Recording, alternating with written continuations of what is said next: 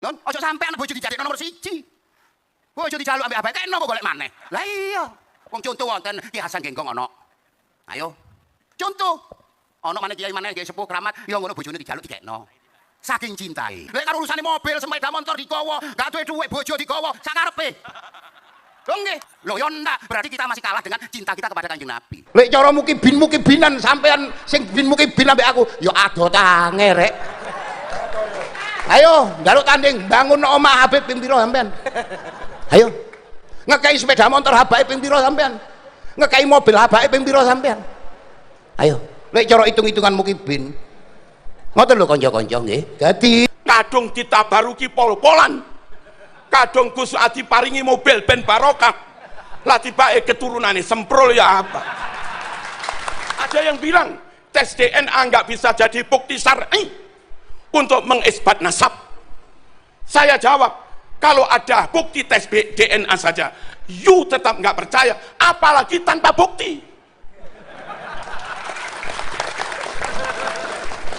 Logikanya kok aneh-aneh.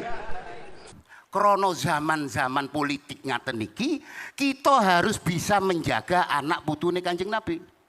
Agar para habaib ini tidak dimasukkan kategori di PKI-no oleh negara. Nggih. Kita harus jaga niku. Nah, dari itu kita sekarang jaga jarak. Kita menjaga jarak agar apa? Agar FPI ini tadi tidak merajalela. Nggih. Agar FPI tidak merajalela, yang mana FPI ini tadi menunggangi habaib. Para FPI ini menunggangi habaib untuk menghancurkan negara Republik Indonesia. Lalek dituruti tok mangke FPI ini kalau kita turuti tok, maka tidak menutup kemungkinan si FPI itu nanti membunuh, membantai satu kopral tentara wae. Saya yakin niscaya para habaib akan dibantai oleh negara. Gus Dur jarine jenengan sampean iki wali, tapi FPI kok gak kualat-kualat sih? Lah. Mana Jakartanya sampean wali, tapi kok isih ono FPI ku. Lah, ini diam-diam saya bertafakur dengan adanya munculnya Kiai Imad ini sebuah penolong kepada saya. Karena apa?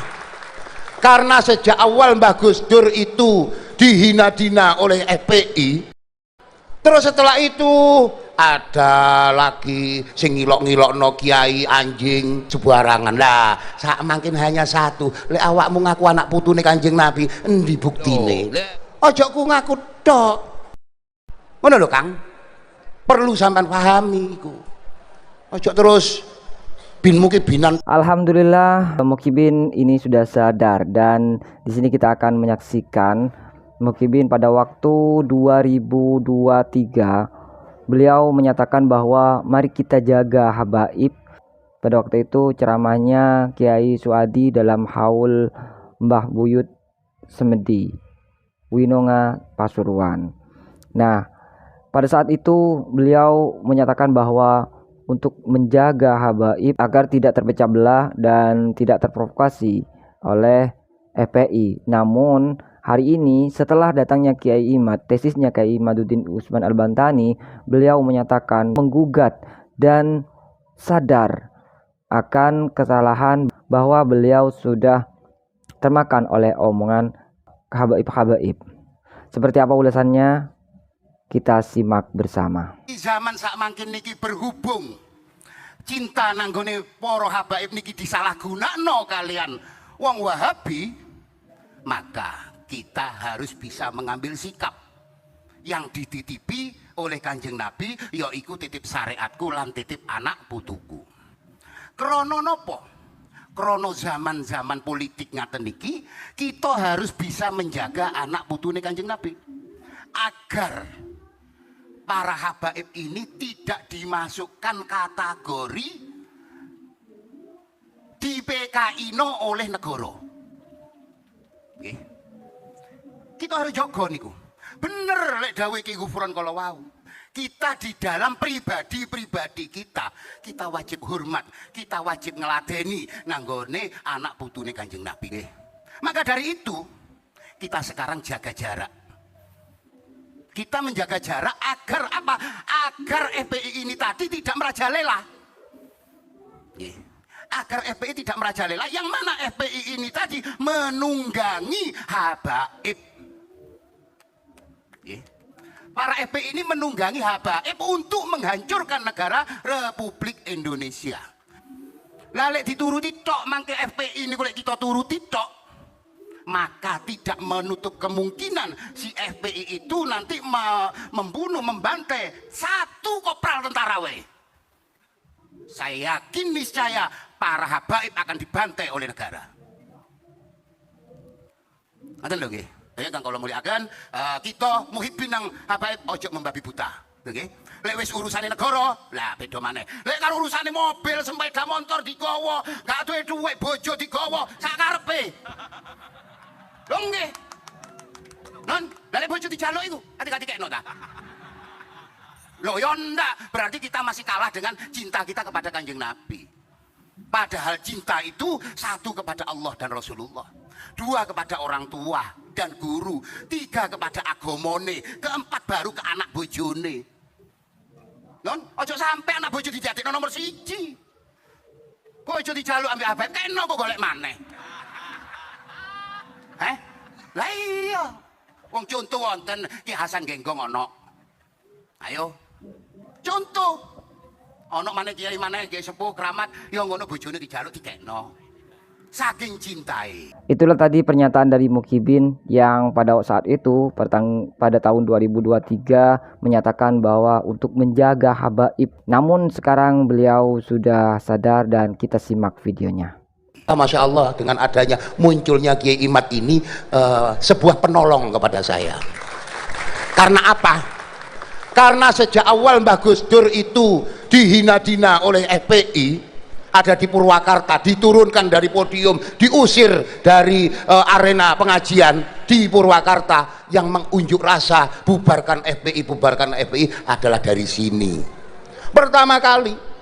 Terus setelah itu ada lagi sing ngilok-ngilokno kiai anjing, ono sing ngilokno Wali Songo ndak ono garis keturunane, sembarangan. Lah sak mangkin hanya satu, lek awakmu ngaku anak putune Kanjeng Nabi, endi buktine? Lah hanya sepele. Buktine ndi? Lek awakmu ngaku anak putune Kanjeng Nabi, endi buktine? Mek itu tok, gak usah tes darah, ndak usah. Wedi darah dijuk-juk. Non, buktekno lek awakmu ngaku anak putune Kanjeng Nabi. Endi sejarahe, endi kitabe, endi buktine? Lho, aja ku ngaku tok. Ku ngaku tapi akhlak tidak ketemu karuane. Lah niki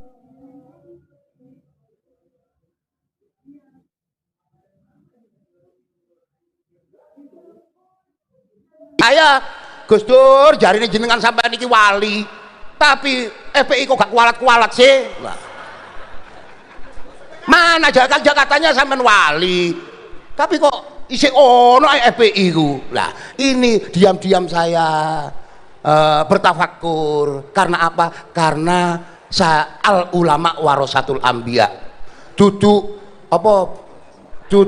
habaib warasatul anbiya, tapi al ulama warasatul anbiya.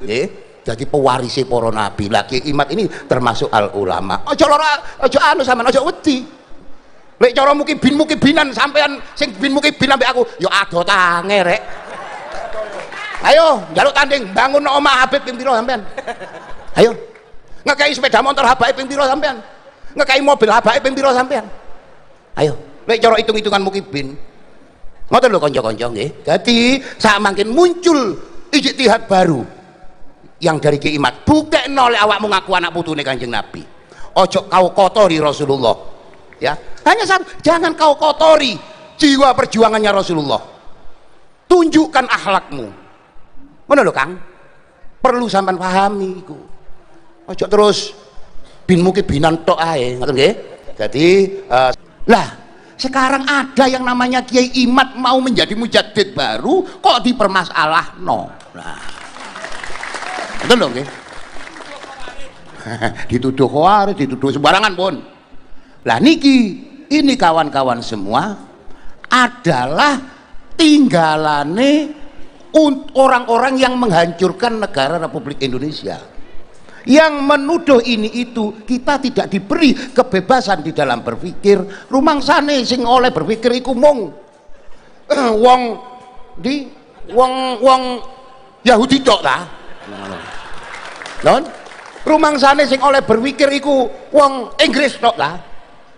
Di Saudi Arabia itu banyak orang alimnya orang Indonesia yang ada di Saudi Arabia. Syekh Yasin Padang, Syekh Sambas, Syekh Minang, Syekh teko di pulau Nikolo, Karimun Jawa.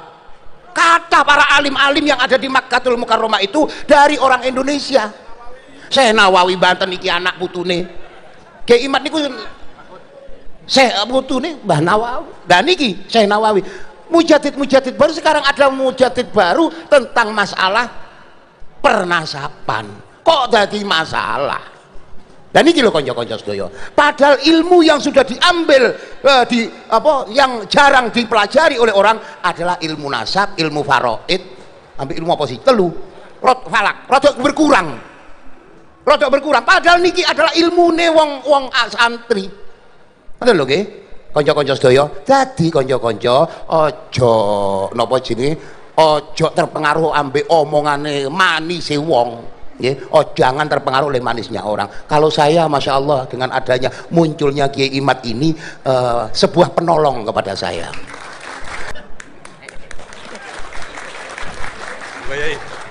Mantun kula Kiai Nur Ihya. Oh nggih monggo. Alhamdulillah wau sampun dipun sampaiaken dening panjenenganipun Romo Kiai Haji Marzuki Mustamar, sampun lengkap, sangat-sangat lengkap, luar biasa lengkapnya. Saya tadi malam sepakat sama Kiai Haji Maduddin Usman untuk tidak menyampaikan yang terlalu manas-manasi. Sebab sian ki hawane panas, ditambahi panas mboten sae ngoten. Tapi ternyata Romo Kiai Haji Marzuki Mustamar malah tambah ganas ya. Tambah ganas. Yang paling dan yang penting kita ingat adalah kata-kata viralkan, sembrol. Kata-kata sembrol ini. Ternyata nasabe sembrol. Sembrol itu bahasa apa Pak Bu? Campuran Jawa Madura. Lah Jawara Pendalungan. Sembrol, nggak bener, bujui ngapusi, gedabrus. Nah ini ngeten niki lho contohnya niki wau.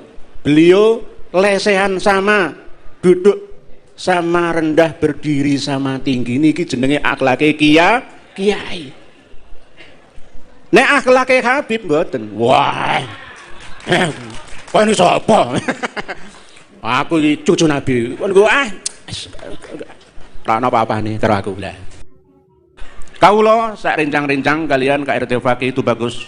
Nur Fadil, beliau Hadratus Syekh Haji Maduddin Usman sudah sangat mantep madep ngasilake ing pikarep bahwa nasab Alawi itu batal.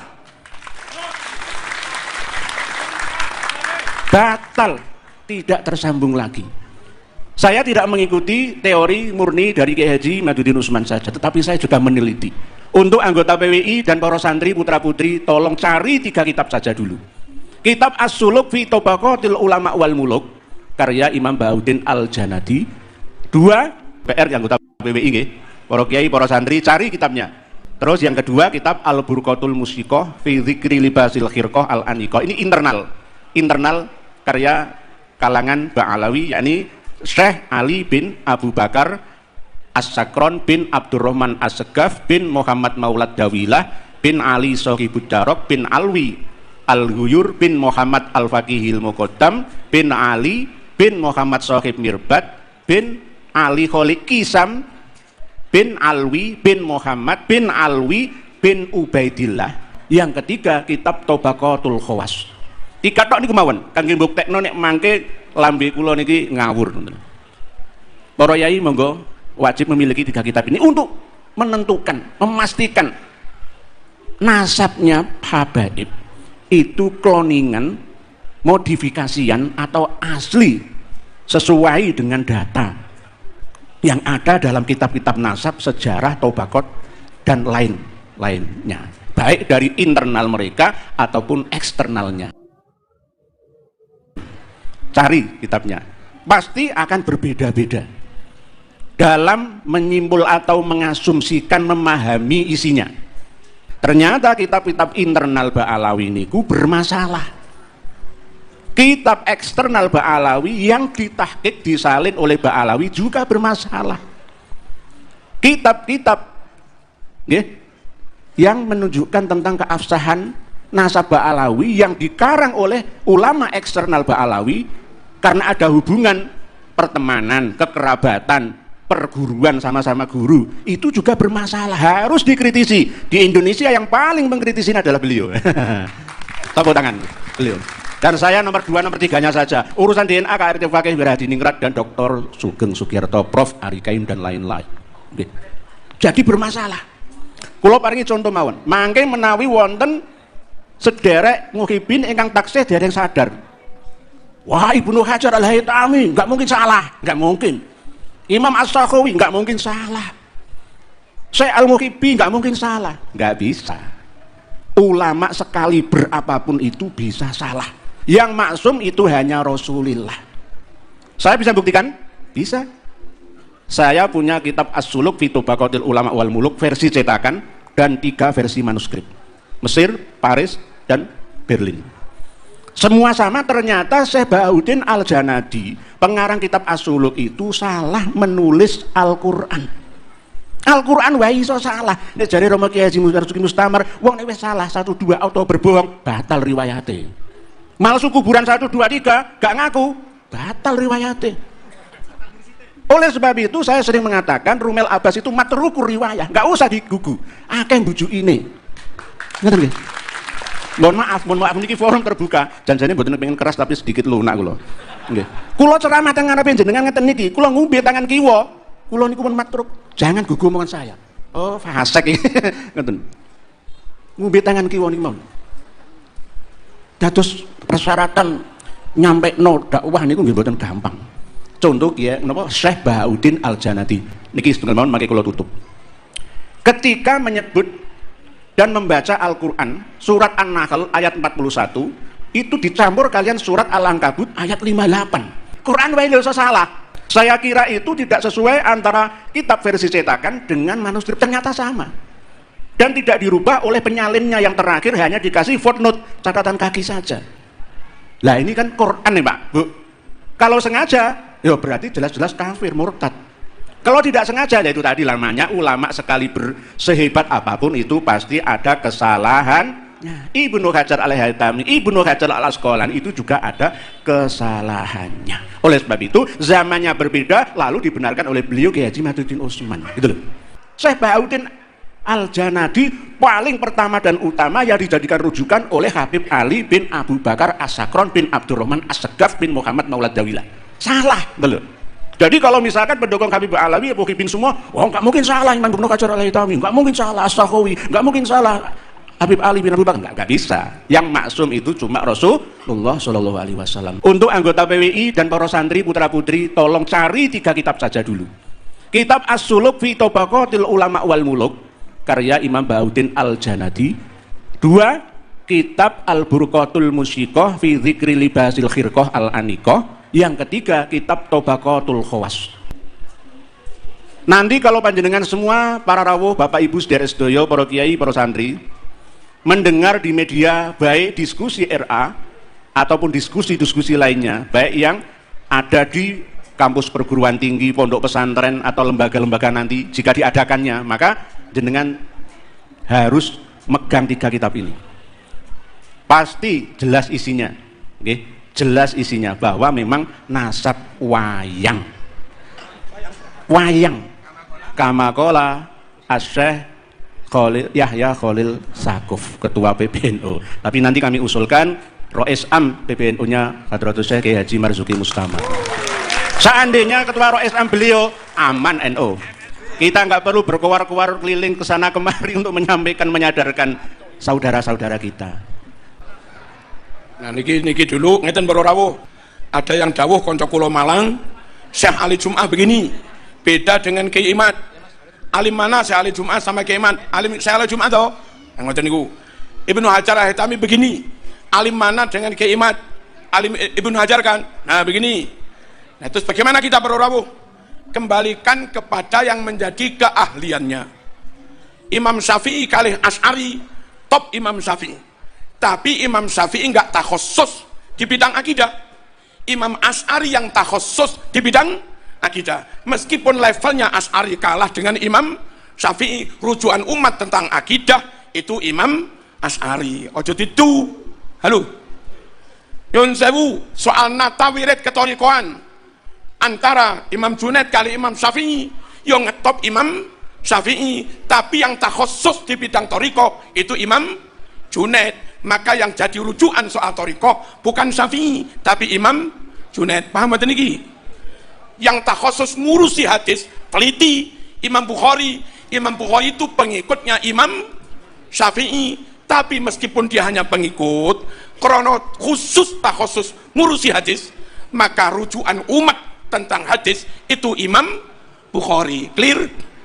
Di Indonesia ada kiai yang jabatannya di NU jauh lebih top daripada Kiai Imad, tapi beliau tidak takhusus di bidang nasab, gitu loh.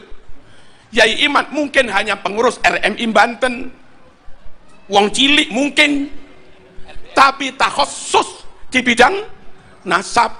Andai tanya fikih mungkin masih kepada beliau, andai tanya kebijakan NU mungkin masih pada beliau, tapi lek tanya nasab yang takhusus itu Kiai Imad. Paham dan non sewu satu lagi, Gus Suaidi top, halo, di bidang bangun pondok satunggalane, tapi nggak ngetop, nggak pentol.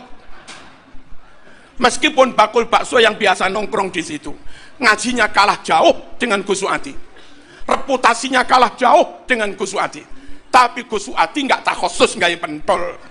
Lah bakul bakso ikut takhusus nggak pentol. Soal bagaimana nggak pentol sing kenyil-kenyil, saya lebih percaya pada bakul bakso.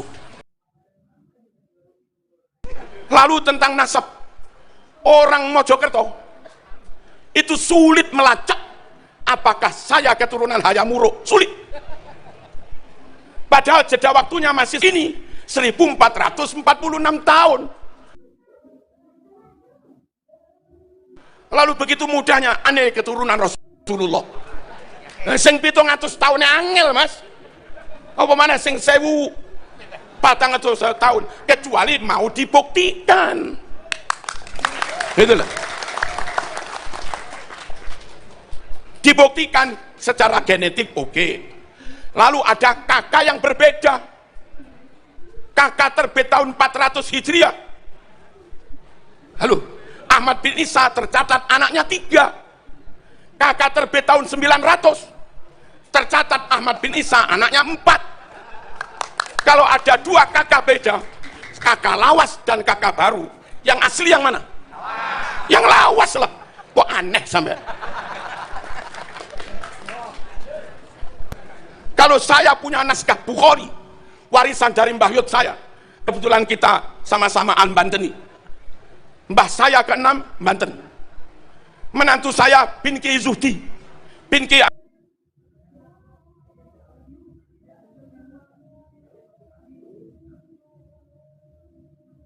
Sintina Muhammad. 2 kakak beda, yang asli yang lawas, punya naskah Bukhari Muslim, naskah dari Mbah Yud saya, hadis itu nggak ada. Lalu ada terbit naskah Bukhari baru, tahu-tahu ada tambahan hadis itu. Yang benar yang mana? Yang lawas. Quran kita dari dulu nggak ada surat Al-Pasrpani. Tahu-tahu terbit Quran baru, ada tambahan surat Suratul Pasrpan. Yang asli yang mana? Yang lawas. Dan haram Anda berpikir barangkali itu ada yang nggak tercatat, ngawur aja. Kenapa? Lihat sekarang itu mungkin nggak tercatat, ada kemungkinan tercatat, ada kemungkinan apa? Ada yang bilang tes DNA nggak bisa jadi bukti syar'i untuk mengisbat nasab. Saya jawab, kalau ada bukti tes DNA saja, you tetap nggak percaya, apalagi tanpa bukti. Logikanya kok aneh-aneh. Basul Masail NO di Solo memutuskan hasil tes DNA memang tidak bisa untuk membuktikan, mengisbatkan nasab seseorang, tapi bisa untuk membatalkan nasab. Nabi Mekah, Said Maliki Mekah, padahal Nabi Quraisy, Said Maliki Quraisy, padahal sukunya pada. Nabi Marga Bani Hashimi, Said Maliki Bani Hashim, padahal. Nabi Fatona, cerdas, pinter, Said Maliki cerdas, alimas, lumayan, ada kemiripan. Nabi ganteng, Abyad Musrok ilal Humroh, putih kemerah-merahan. Halo, Said Maliki juga ganteng. Nabi sabar, jembar, toleran, Hanifah muslimah. Said Maliki jembar dodone mas. Orang kayak Said Maliki begini, karakternya mirip, kealimannya mirip, jembar dodone juga mirip, wajah masuklah, ganteng, gagah, suku ada, marga pada. Said Maliki neka, mohon ada abuh, kula neka keturunan Nabi, ya gampang dipercayalah. Ini orang bangsanya beda. Nabi Mekah dia Mesir, Nabi Mekah dia Madura, Nabi Mekah dia Yaman.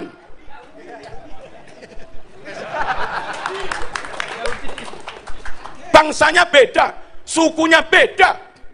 Halo, Nabi Quraisy dia Hadramaut, Nabi Quraisy dia Habasyah, Nabi Quraisy dia Qahtan, Nabi Quraisy dia Tamim. Weh, marganya Nabi Bani Hashim dia Al-Aidid, Al-Katiri, Al-Pasrapani. Wajah nggak masuk. Nabi ganteng, Said Maliki ganteng, dia nggak ganteng plus. Nabi alim pinter, dia logikanya konyol. Weh, Nabi sabar, jembar dodone, dia ngamuan, takbir prak, terus ngaku keturunan Nabi, dites tak boron, dilacak nasabnya urut satu persatu bergenerasi tak boron. Buku yang katanya punya anak 4 dites pakai zat karbon untuk mengetahui nama keempat itu tintanya umurnya sama apa enggak. Kertasnya lebih lawas yang itu apa lebih lawas yang anak 3, dites tak boron. Terus ngaku keturunan Nabi, udah rem aja. Oneng neganya. Kita harus menjaga kemurnian nasab Rasulullah sallallahu alaihi wasallam. Supaya orang yang kita tabaruki pasti qot'i 100% keturunan Nabi. Harus dijaga kemurnian ini. Khawatir kalau nggak dijaga, sembarang orang gampang ngaku keturunan. Kadung ditabaruki pol-polan, kadung Gus Adi paringi mobil ben barokah, lah tiba keturunannya semprol ya apa.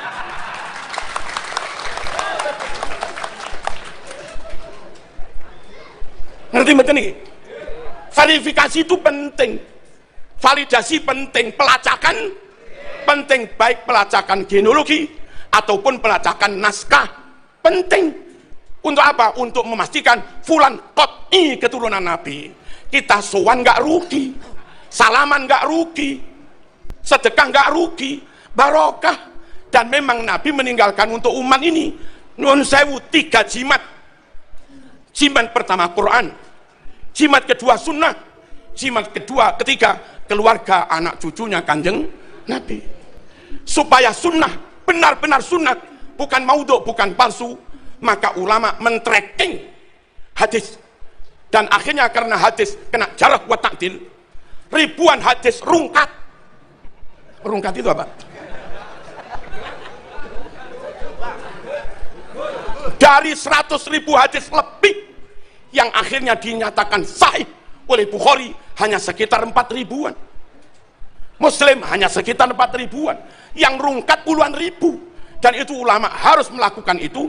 Jangan sampai kadung diyakini sunnah Rasul ternyata sabdanya Abu Jahal, mas. Weh. Quran jimat, Quran mujma' alaih, qat'i, udah nggak ada masalah. Yang kedua sunnah juga jimat. Biar jimat ini benar-benar terjaga, maka ulama melakukan penelitian hadis. Lalu jimat ketiga, setelah berlangsung 1446 tahun, biar nggak mudah, nggak gampang, orang ngaku keturunan Nabi, ternyata keturunan semprul. Ditabaruki, tak mandi, mas.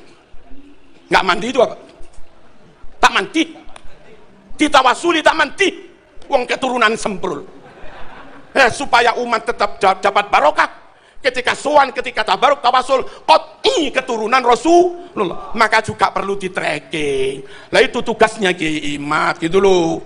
Woi, mulia apa enggak ini? Mulia, untuk memastikan keturunan ini murni, wa yutahhirakum tathira.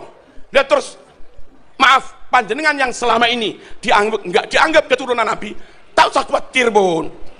Siapa tahu penelitian Kiai Imad dan kawan-kawan sampean terbukti keturunan Nabi, maka kami nggak ragu hormat neng sampean, nggak ragu mahabbah neng sampean. Ojo kesusu musuhi Kiai Imad. Penelitian ini untuk kamu juga gitu loh. Timbang diragukan terus, timbang maskok fih terus, timbang mukhtalaf fih terus, timbang iltibas terus, ndang dijelas nih mas. Paham enggak? Kalaupun diteliti ternyata bukan, sampean kudu lilo demi menjaga kemurnian anak cucu Nabi, zuriyah Nabi, daripada saya dicantolkan di situ, keturunan itu jadi nggak murni, mending saya dikeluarkan dari situ nggak apa-apa, demi menjaga kemurnian keturunan Nabi, daripada saya nyantol di situ, zuriyah jadi nggak murni, mending saya dikeluarkan, tapi zuriyah menjadi murni.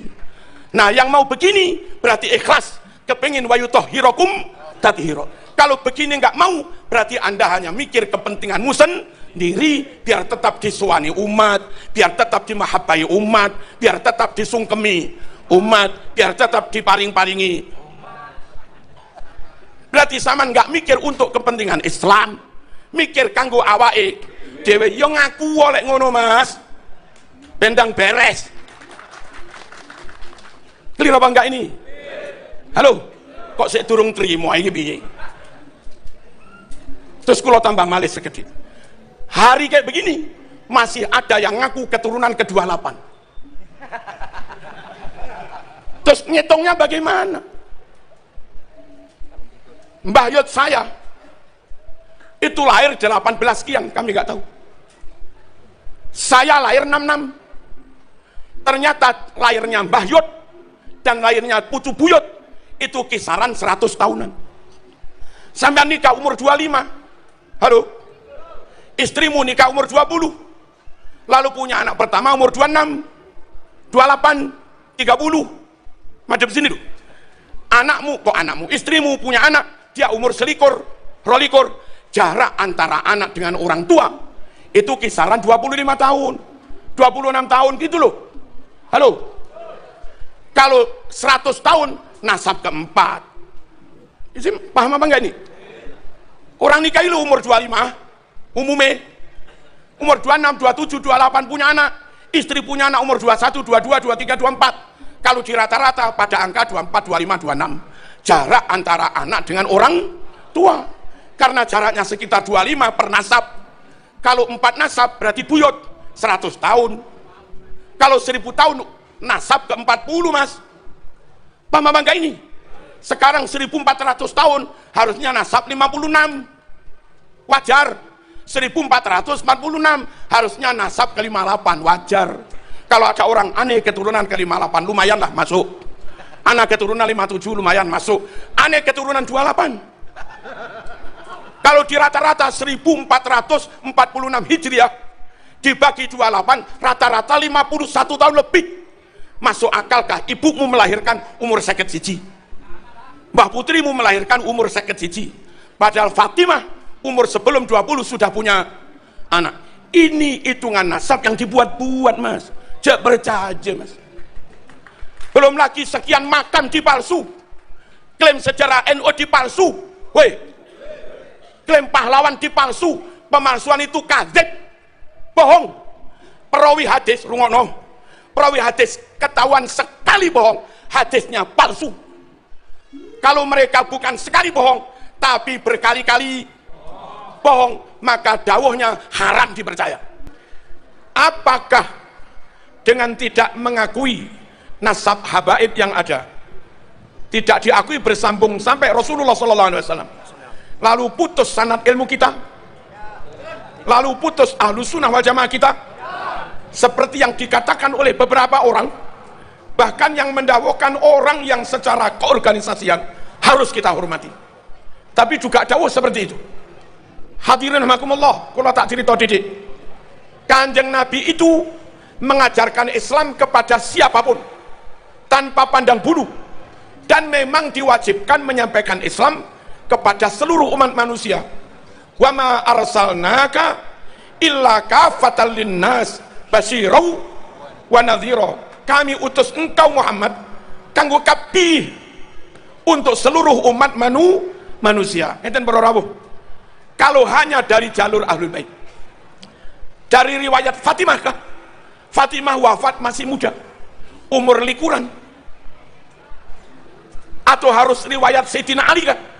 Sayyidina Ali bukan putranya Nabi, menantunya. Atau harus riwayat Sayyidina Hasan Husain, yang katanya harus jalur Ahlul. Sayyidina Hasan Husain ketika Nabi hidup masih kecil, belum memungkinkan untuk menerima ribuan hadis. Dan nyatanya dalam kitab hadis yang riwayat Imam Hasan Husain juga nggak terlalu banyak. Lalu umur belum tua, Sayyidina Hasan diracun, dibunuh. Lalu Sayyidina Husain dibunuh di Karbala. Kalau ngotot harus riwayat Ahlul Bait, lewat Sayyidina Hasan Husain, beliau berdua pas Nabi hidup masih kecil. Akan meriwayatkan banyak, juga repot di pemerintahan. Akan meriwayatkan sampai sepuh, terbunuh ketika umur belum terlalu tua. Kesimpulannya, lek sampean ngotot ilmu agama harus lewat duriyah Rasul, mungkin hanya sekitar 5 atau 10% sunnah Rasul yang nyampe kepada kita. Padahal perintah Quran ambil semua. Paham apa enggak ini? Loh, harus paham biar nggak fanatik. Woi, paham apa enggak? Berikutnya, ilmu tentang Islam. Nabi benar-benar profesional, nggak melihat suku, nggak melihat nasab. Wong suarane paling apik, sip, fasih. Dari kalangan budak namanya Bilal, diangkat menjadi muadzin. Abu Hurairah meriwayatkan ribuan hadis dari kalangan budak, mas. Boro-boro sampai zuriat Nabi. Budak ini, tapi karena top kuat hafalannya, ya dia jadi perawi hadis yang paling banyak. Clear apa enggak ini? Itulah Islam. Halo, serahkan sesuatu hanya kepada ahlinya. Siapa ahli? Imani top, takwa Allah top, khosyatullah top, ilmune yo top, akhlake top, nyun sewu, kapasitasnya juga top. Itu namanya ahlinya, dan harus ahlus sunnah wal jamaah. Serahkan pada ahlinya. Madhab 4, Imam Syafi'i nasabe sapa? Tak oneng bro rawuh. Imam Hanafi nasabe sinten? Weh, nasabe sapa? Tak oneng. Imam Maliki tak oneng. Imam Hambali tak oneng. Imam Asy'ari tak oneng. Imam Maturidi tak oneng. Imam Bukhari Muslim tak oneng. Imam Junaid Al-Baghdadi tak oneng kabeh. Imam Ghazali, kita kepada beliau-beliau belas nggak ngerti nasabnya. Woi, nggak ngerti nasabnya, dan nggak tahu juga sahkah Islam kita. Manut orang yang kita nggak tahu nasabnya itu loh, sah apa enggak? Lah ini harus cari nasab ini, nggak juga kan? Lo ngoten apa rawuh. Andai dari kajian Kiai Imat lalu terbukti fulan yang selama ini kita yakini dzurriyyah Rasul, ternyata terbukti bukan, maka hukum kita ngaji kitab karangan dia seperti kita ngaji Fathul Qorib, tanpa harus meyakini pengarang Fathul Qorib keturunannya Kanjeng Nabi gitu loh. Dong apa enggak ini? Lalu aneh kalau dikatakan kalau enggak ngakui sanad ilmumu putus. Di Pondok Lirboyo, Ploso, Sidogiri, di mana-mana, di perpus, kalau ada 1000 kitab yang dibaca, itu yang karangan orang Yaman, nggak ada 1%, mas.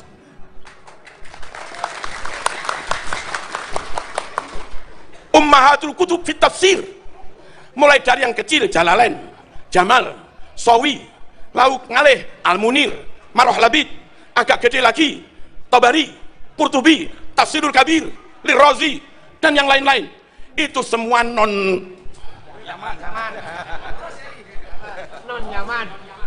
Kutubul Hadis, Bukhari, Muslim, Imam Ahmad, Tirmidzi, Abu Dawud, Ibnu Majah, Hakim, Ibnu Hibban, Ibnu Majah, Ibnu Abi Dunya, Ad-Dailami.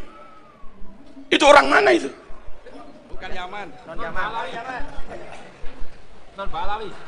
Nahwu, Jurumiyah, Tuhfah, Imriti, Mutamimah, Kawakib Duriyah, Alfiyah, Ausatul Masalik, Mughni. Terus apa lagi? Ibnu Hisham, Jami'ud Durus, Alkitab karangan Imam Sibawayh, ditambah Al-Khalil Al-Farahidi, semuanya non. Ibnu Malik As-Spanyoli, Al-Andalusi, berarti tafsir Cordoba As-Spanyoli, mas. Ngaji teko ulama Spanyol itu sak, mas. Kok sempit amat mikir. Fikih, wadih, apa lagi? Mabadi' fikhiyah, takrib, safinah, sulam, kasyifah.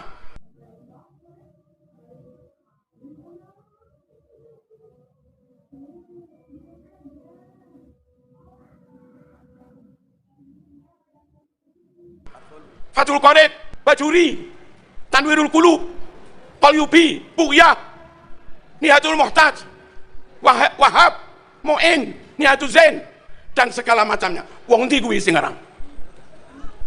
Halo. Halo. Tasawuf adalah 1-2 Yaman. Enggak ada 1% dari ribuan kitab. Masuk akalkah? Gara-gara enggak ngakui nasabnya yang 1% ini, lalu yang 99% jadi batal semua. Abu Dharam aja. Paham lagi? Bukan masalah rungkat, mas. Wassalamualaikum warahmatullahi wabarakatuh. Itulah tadi ceramah yang sangat luar biasa, dan banyak sekali mukibin-mukibin yang sudah mulai sadar akan perilaku dari kabib-kabib yang tidak sesuai dengan ajaran agama Islam. Dan di sini di video kali ini kita bisa saksikan bersama, kita bisa melihat bahwa mukibin sudah mulai sadar dan kecewa atas perilaku kabib-kabib dan memberontak kepada kabib-kabib untuk tidak lagi memuliakan kabib-kabib. Waduh, kenapa baru sadar ya? Oke, itulah tadi ya teman-teman ya. Terima kasih sudah mengikuti channel ini. Kita ketemu lagi, sampai jumpa. Akhirul kalam, wabillahi taufiq wal hidayah. Wassalamualaikum warahmatullahi wabarakatuh.